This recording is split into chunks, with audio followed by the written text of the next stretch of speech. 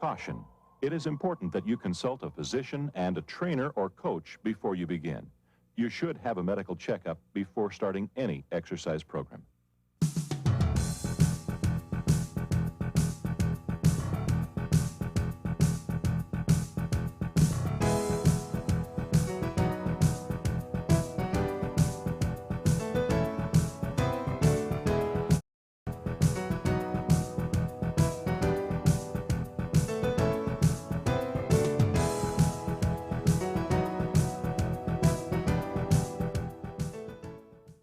General description of the center position.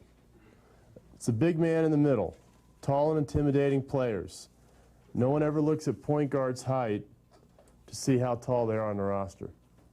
What do you look at when you go into an opposing gym? Look at the media guide. Find out how tall they are, don't you? You talk to college coaches, and you always ask them, what are you looking for? I deal with a lot of college coaches, send a lot of coaches, players, and say, Coach, what do you need this year? First thing out of every college coach's mouth, 9 out of 10 times, I need a big guy.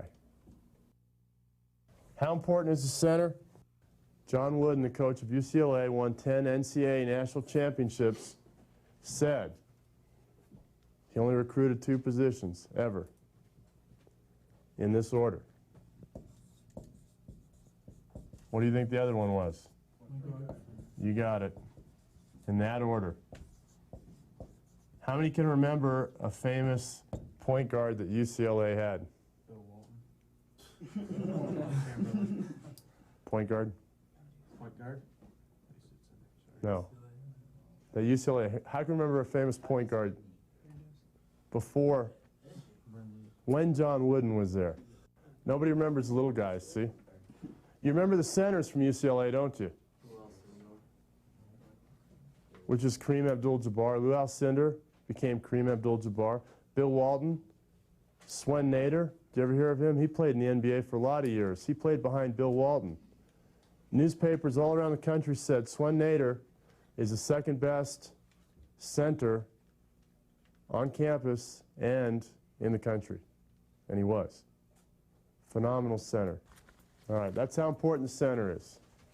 If you're a center, just because you're big, it doesn't relieve you of responsibility to be better. You have to get better. It will make your team better. It will make you more valuable. You have to get better. Being big is not enough. Center needs to have excellent post-up and post-move skills and be an excellent post passer. He needs to have a good mid-range jump shot. The center is a natural leader on and off the floor because of their size and stature. As a center, it's important you realize this and use it to your advantage to help your team and set the pace for your teammates. Probably the 2 most important positions on the basketball court are the center and the point guard. Centers should and need to control the low post and have the ability to be a threat from the blocks. If you are a threat from the blocks, it opens up other opportunities for your teammates. And if you are not a threat, then you're simply a player with a jersey and a liability to your team offensively.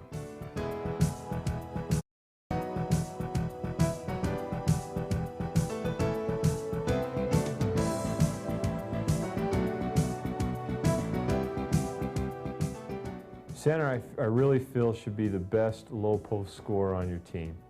He's got to be your go-to guy on the inside. When you need a basket and your best chance of scoring inside, you've got to go to your center. I think he's one that has got to be able to understand where and how to get position and when to score, when to pass it out for a 3 or to an open teammate for a mid-range jumper. And he's also, I think, the real hard thing for good centers to understand is to play slow. A lot of times they want to get the ball and go right away. If they play slow, they can set up their teammates, or they also have a better chance of scoring themselves and be able to take advantage of which way the defense is playing them.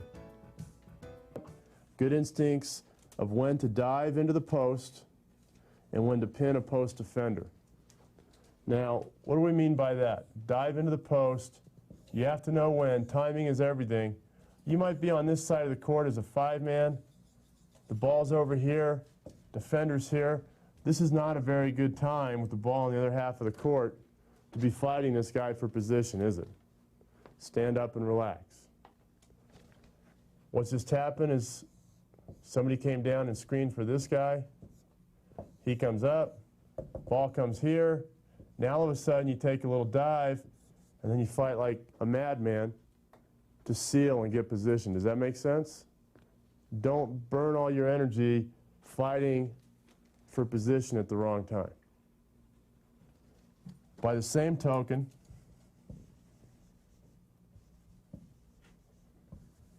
you have to know when to go to the ball. If you wait for the ball to come to you, you're going to have long streaks of not getting the ball in your hand. So if you're the 5-man, ball just gets passed to this side and you don't have anybody here in the post, maybe the 4 guys high, cheat and dive into that block right there or right here. That's what it means by diving into the post. Go to the ball. If you want to shoot the ball, you want to have possessions, you have to go to the ball. Has to be a low post threat. Have to have low post moves. More often than not, these are more finesse moves. Like hook shots, jump hooks, fadeaways. Those are finesse type of moves. Not always the case. The best finesse center of all time was who? Without question. Kareem Abdul-Jabbar was far and above, in my mind, the best offensive center of all time.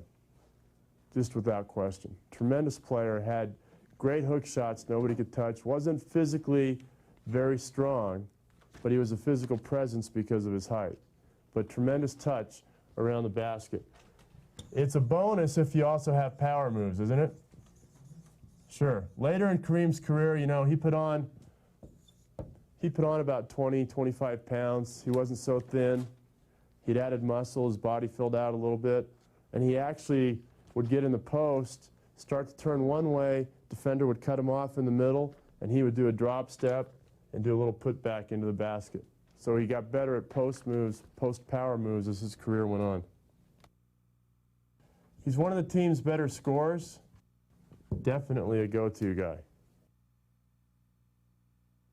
When you need points in the paint, this has to be the person. 9 out of 10 times. If you have a tall center that's decent, I had a 7-foot center on my team in high school. Great guy, but very thin, wasn't much of a post player. He could get offensive rebounds and put them back in. Had good agility, but he had no physical strength. Hadn't worked on a finesse game to push himself away from a defender, so he was limited to getting offensive boards or taking open shots. He wasn't really our go-to guy. And so that's one criteria. Typically, you want them to be good interior and exterior passer.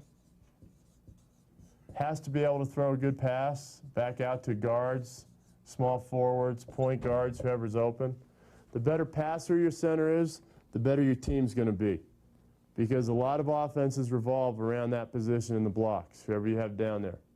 So if they can hit people along the perimeter on the outside, that's definitely to your advantage.